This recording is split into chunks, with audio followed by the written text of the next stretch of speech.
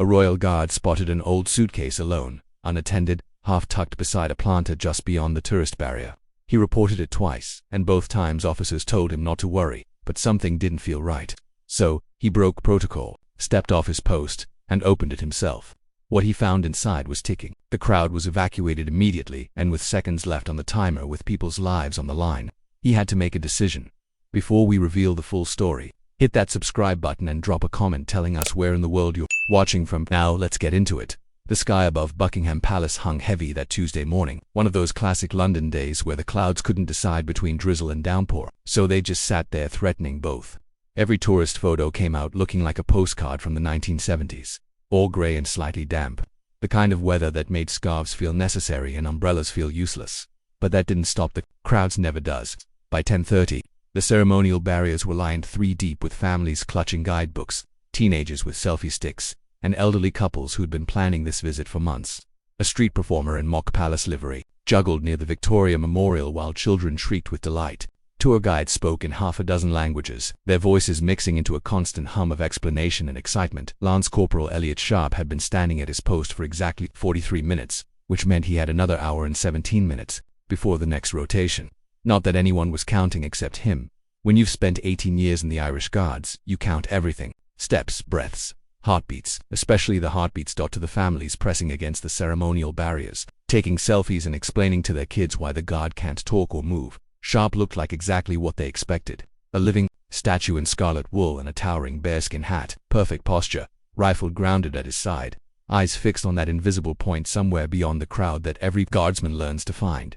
His uniform was pressed to knife-edge perfection. The brass buttons on his tunic caught what little light filtered through the London overcast. His white gloves were spotless, his black boots polished to mirror brightness. To any casual observer, he was the very picture of ceremonial tradition, all pageantry and no substance. But here's what those tourists didn't know about the man standing so perfectly still in front of them. Sharpe wasn't just staring into space, he was scanning, always scanning.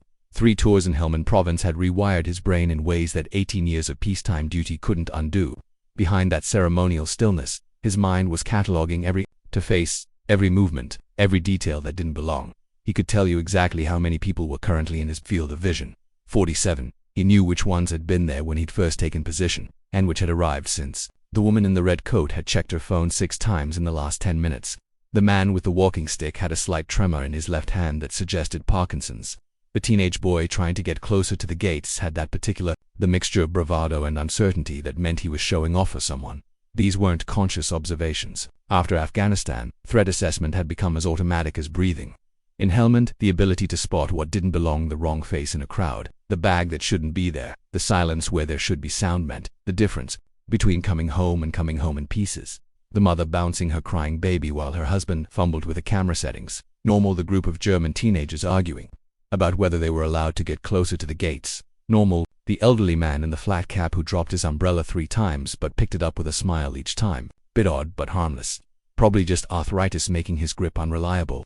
The businessman checking his phone every 30 seconds, clearly running late for something. Normal, the American family loudly debating whether the guards were allowed to blink. Normal if slightly irritating. The man in the grey hoodie carrying an old leather suitcase. That one made Sharpe's internal alarm system twitch. It wasn't dramatic. It never is in real life. The man looked ordinary enough, maybe 40. Brown hair going grey at the temples, the kind of face you'd forget 5 minutes after seeing it. Average height, average build, wearing clothes that wouldn't stand out in any crowd. But something about the way he moved through the tourists caught Sharpe's attention. Most visitors wandered. They stopped to read plaques, started conversations with strangers, bumped into each other while trying to get better camera angles, changed direction when they spotted something more interesting. This man had a path. He slid through the gaps between people like he'd studied the crowd's rhythm. And he was holding that suitcase like it contained something more valuable than vacation clothes. Sharpe watched from his peripheral vision as the man made his way toward the northeast barrier. The suitcase looked ancient, brown leather worn to the color of old tea, brass corners darkened with age and weather. The kind of case your grandfather might have carried to catch a train in 1962, back when people dressed up to travel and luggage was built to last decades. But this wasn't 1962.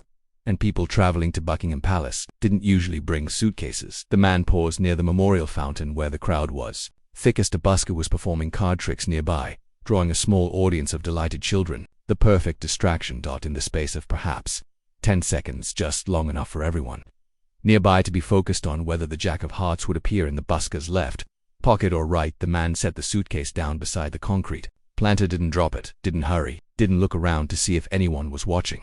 Just set it down like he was saving someone a seat. Straightened up and walked away, no backward glance, no hesitation.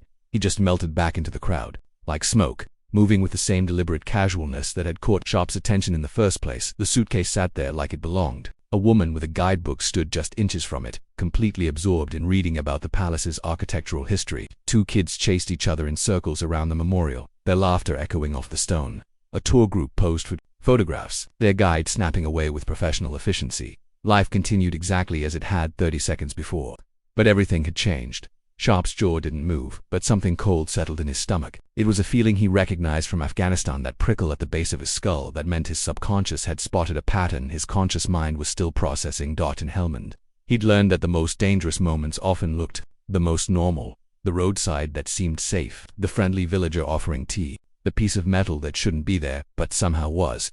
He'd been caught off guard exactly once. It was outside a village called Lashkogar during his second tour. They'd been conducting a routine patrol when Corporal Davies had spotted a cooking pot beside the entrance to the local mosque. Standard protocol said to call it in and wait for EOD, explosive ordnance disposal, but the local imam had assured them it was just someone's forgotten lunch. Davies had been hungry, tired, ready to believe that sometimes a pot was just a pot. Sharpe had been 20 meters away when Davies decided to move it himself. The explosion had been small by military standards, just enough to turn a 20-year-old kid from Manchester into something his mother would never have recognized.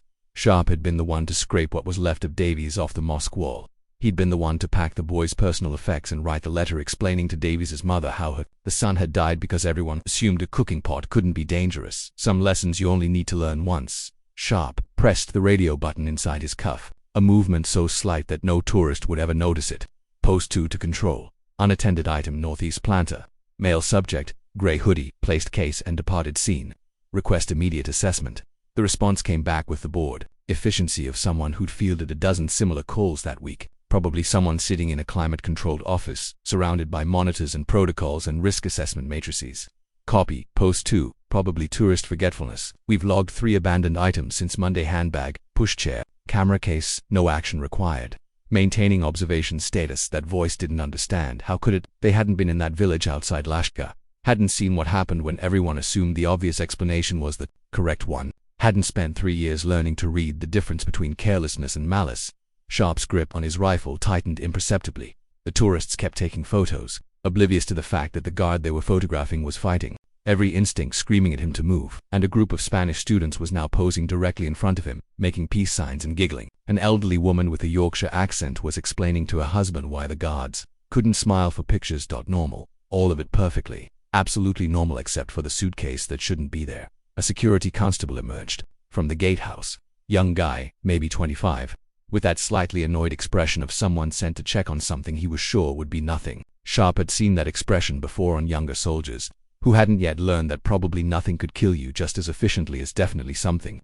The constable walked toward the suitcase with the enthusiasm of a man picking up litter on his lunch break. He wove through the crowd with polite "excuse me" and just routine, folks giving every indication that this was the most boring part of his day. Sharpe watched as the constable approached the case, watched him tap it with his boot, the way you nudge a sleeping cat. Professional but casual, following protocol without really believing it mattered. Then the constable crouched, and everything changed. Sharpe saw the exact moment the young officer's body language shifted. The casual annoyance drained from his posture like water through a sieve. His shoulders went rigid, his head tilted closer to the case, and his right hand drifted unconsciously toward his radio. When the constable looked up and locked eyes with Sharpe across the courtyard, his face had gone the color of old parchment. Their eyes met for perhaps 2 seconds. In those 2 seconds, a conversation took place that needed no words.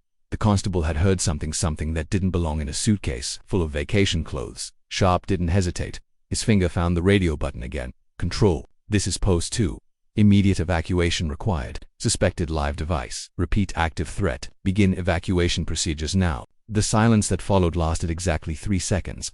Too long. 3 seconds where Sharpe could practically hear the person on the other end of the radio trying to process what they just heard. Post 2. Please confirm your assessment. But Sharpe was done with assessments.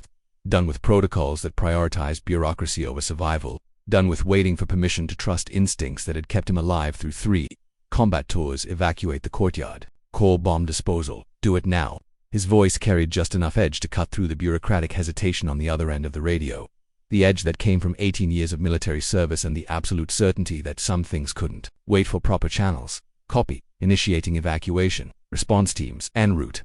Around the gates, MOD officers began moving with sudden purpose. Not running that would cause panic, but walking with a kind of focused intensity that made smart people start paying attention.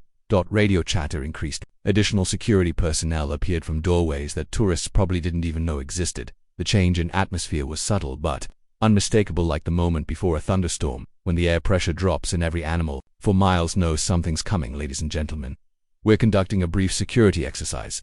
Please move toward the main gates in an orderly fashion.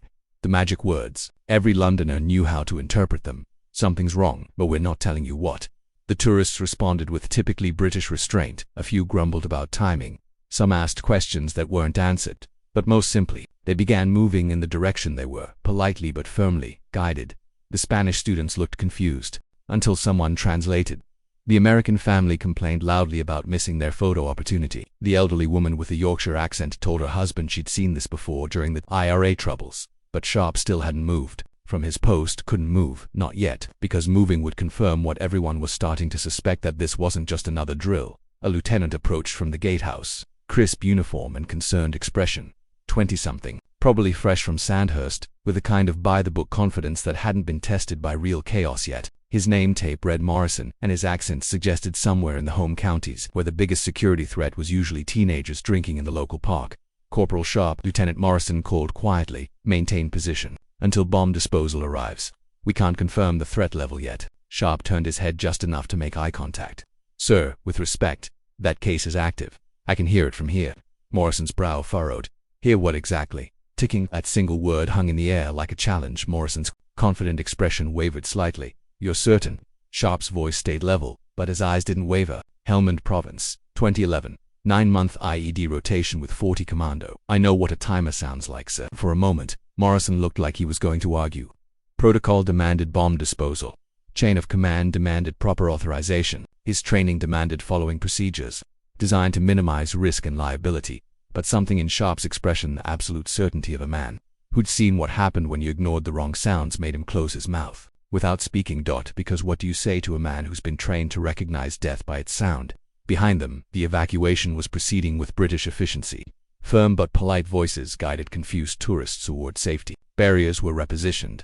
Perimeters expanded like ripples in a pond. Palace security moved with practiced precision, having drilled for this scenario countless times. But 30 meters away, an old leather suitcase sat next to a concrete planter, innocent as a picnic basket, and it was ticking. The constable who'd first examined the case was now crouched behind a concrete barrier, speaking urgently into his radio. Even from a distance, Sharpe could see the tension in the young man's shoulders. He'd heard it too. Whatever was inside that case, it wasn't clothes and souvenirs, sir, Sharpe said quietly. Bomb disposal. Is what, 8 minutes out? 10. Morrison nodded reluctantly. 8 minutes minimum. And how long does it take a timer to count down from wherever it started? The lieutenant's face went very still. Sharpe made his decision. He stepped forward. The gasp from the remaining crowd wasn't fear, it was shock. Guards don't move. Everyone knows that. They're like Big Ben or Tower Bridge, fixed points in the London landscape that never change. Immutable symbols of tradition and stability, until they do. Sharpe walked toward the suitcase with the measured pace of a man who'd done this before, just not here, not in wool and brass buttons, not with tourists filming on their phones, not 30 meters from one of the most famous buildings in the world. His rifle remained slung across his chest, hands free, breathing steady. One of the MOD containment officers tried to intercept him. Sir, you're not authorized to approach a potential device. Stand back, Sharpe said without stopping. Keep the perimeter secure. Anyone within 20 meters needs to be moved. The authority in his voice brooked no argument. This wasn't a guardsman in a ceremonial role anymore. This was a combat veteran with specialized training operating in his area of expertise. He knelt beside the case. Up close, he could smell it, told leather and something else. Something chemical and sharp that made his sinuses burn, but kind of the smell that came from batteries and wire.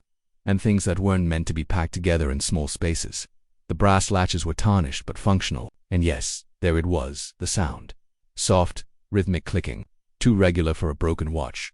Too deliberate for coincidence. The distinctive electronic whisper of a digital timer counting down to zero. Timer counting down to zero. Crackled. Bomb disposal is 8 minutes out. Repeat, 8 minutes to arrival.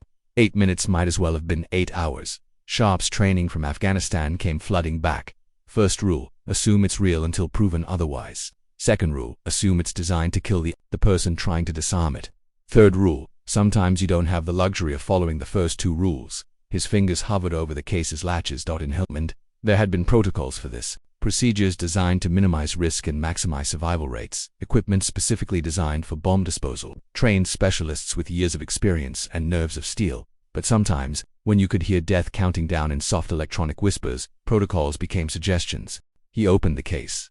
Inside, nestled among what looked like crumpled newspapers, was a device that made his blood turn to ice water, a digital timer displaying red numbers that seemed to pulse with malevolent life, wires in primary colors that meant something to someone but not necessarily the same something they'd meant to the last bomb maker he'd encountered. For 3 seconds, and behind him he could hear the evacuation continuing with increased urgency.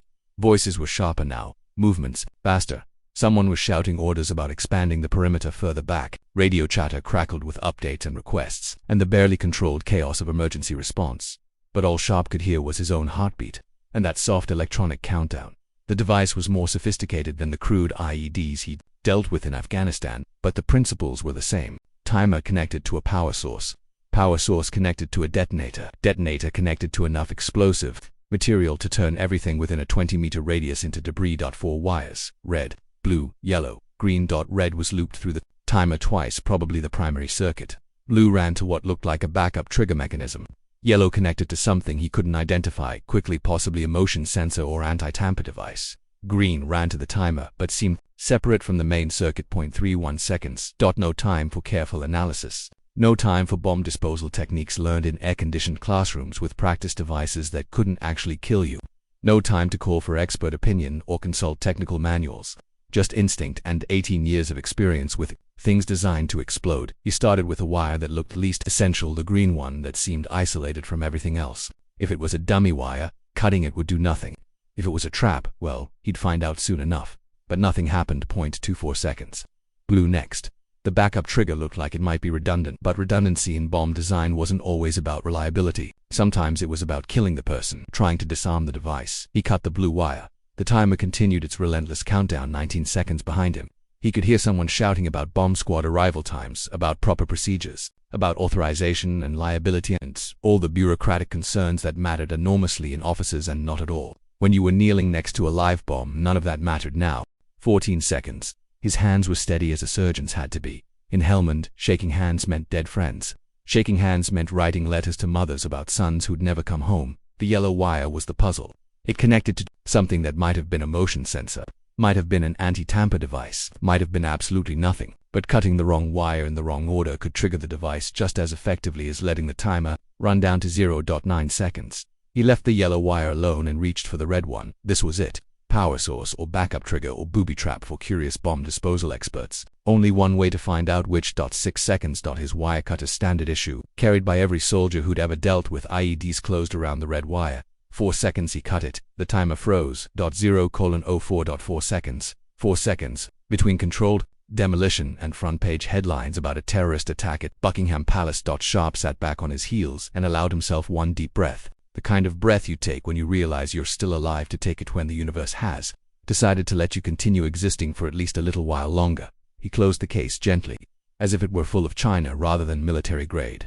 explosives, and stood up. The silence around him was profound. Not the respectful quiet of tourists watching ceremonial guards, but the stunned silence that follows moments when history pivots on the edge of a knife. No applause, no cheers, just the distant sound of approaching sirens and the collective exhale of everyone who'd been holding their breath without realizing it. The bomb disposal team arrived like a small army in olive drab and Kevlar, professional, efficient, and slightly annoyed to discover that their services were no longer urgently required. They moved with a kind of practiced precision that comes from years of working with things specifically designed to kill the people trying to defuse them. The team leader, a sergeant with graying temples and the kind of calm that comes from years of talking to bombs, examined the device with professional thoroughness. He photographed the circuit board, catalogued the components, and tested for residual electrical activity. After 5 minutes of careful examination, he looked up at Sharpe with something like respect. Military training, 3 tours, IED, specialist with 40 commando. The sergeant nodded once. Clean work, textbook sequence, that was it. No congratulations, no medals, no ceremony, just professional acknowledgement between people who understood that sometimes staying alive was victory enough. How much explosive? Sharpe asked. Enough. the sergeant replied, which, in bomb disposal speak, meant enough to have turned the memorial fountain into a crater and everyone within 20 meters into casualties. As the disposal team worked to fully secure the device, other investigations were already beginning. CCTV footage was being reviewed. The man in the grey hoodie was being tracked through London's extensive camera network. His image was being run through facial recognition databases. Within hours, they'd have a name. Within days, they'd have his associates. Within weeks, they'd have rolled up whatever network had planned this attack. But all of that was someone else's job now. Sharpe's job was simpler. His job was to stand guard. Within an hour, the courtyard looked normal again. The suitcase was gone, removed by men in hazmat suits and loaded into vehicles with no markings. The barriers were back in their usual positions. The tourists had returned, most of them convinced. They'd witnessed nothing more exciting than a routine security drill. Fresh crowds pressed against the ceremonial barriers, taking the same photos and asking the same questions about whether the guards were allowed to move, or speak, or blink. Children pointed and giggled. Teenagers posed for selfies. Tour guides resumed their well-practiced explanations of palace history and royal tradition. Official statements would describe a precautionary sweep following reports of an unattended item. No mention of bombs, or timers, or guards who risked their careers to trust their instincts. The incident would be classified under protocols filed away in databases that most people didn't know existed, because some stories, the kind that might inspire copycats, or cause panic, or reveal too much about security procedures, are better left untold. But Lance Corporal Elliot Sharpe knew what had happened. So did the constable who'd first heard the ticking. So did the bomb disposal sergeant who'd examined the device. So did Lieutenant Morrison, who'd watched a ceremonial guard become a soldier again in the space of seconds. And that was enough. As the afternoon settled into its normal rhythm, Sharpe returned to his post. Same position, same perfect posture, same ceremonial stillness. To the tourists now gathering for the evening watch change, he looked exactly like every other guard they'd seen in photographs and films. But something had changed, something invisible, but real. Under his red tunic, a small scorch mark on his white glove reminded him of hot wire and close calls. In his memory, the sound of that timer would echo for years to come, joining the catalogue of sounds that soldiers carry. Explosions survived. Friends lost, moments when training and instinct meant the difference between breathing and silence. The crowds continued their eternal dance around the palace gates. Cameras flashed, children laughed, tour guides spoke in measured tones about tradition and history and the unchanging nature of British ceremony. None of them knew how close they'd come to becoming part of a very different kind of history. A little girl approached the barrier with her mother, pointed at Sharpe, and whispered loudly, "Why doesn't he move, Mommy?" Her mother smiled and adjusted her daughter's coat against the London chill. "Because he's watching over us, darling, even when we don't know it." The child considered this with the seriousness that only children can bring to life's big questions. "Is he watching now?" "Always," her mother replied. Sharpe didn't acknowledge the comment, couldn't, but behind the ceremonial mask, something tightened in his chest because that mother was right. More right than she'd ever know. The guard stood his post as darkness crept across the palace grounds, still as stone, steady as time itself, carrying secrets that would never make headlines but mattered more than any front page. Tomorrow, there would be new crowds, new questions about whether guards were allowed to move, new assumptions about ceremony and tradition, and the difference between symbol and substance. And Sharpe would be there watching, waiting, ready, because that's what guardsmen do, especially when no one's watching back. So here's what we want to know. Would you have trusted your gut and acted like Sharpe did, or waited for official orders? When someone's trained to spot danger, should protocol override instinct? And how many other threats do you think get stopped by people we never hear about? Drop your thoughts in the comments below. We read every single one. And these discussions matter more than you might think. If this story gave you a new appreciation for the silent vigilance of those who stand guard while the rest of us go about our daily lives, hit that like button. It genuinely helps more than you know. Subscribe and ring that notification bell so you never miss our daily stories about the remarkable men and women who guard these ancient traditions and sometimes save lives while doing it. And if you know someone who still thinks these guards are just decoration, just tourist attractions in fancy uniforms, share this video with them. They might never look at a ceremonial soldier the same way again. Your next Royal Guard story is already queued up on your screen. Click it now, and we'll see you tomorrow for another moment that proves the same truth over and over. Real strength doesn't announce itself with noise and bluster. It stands quietly in the places that matter, watching for threats the rest of us never see. Ready to act when action means the difference between safety and catastrophe. Until tomorrow, same time, the same place.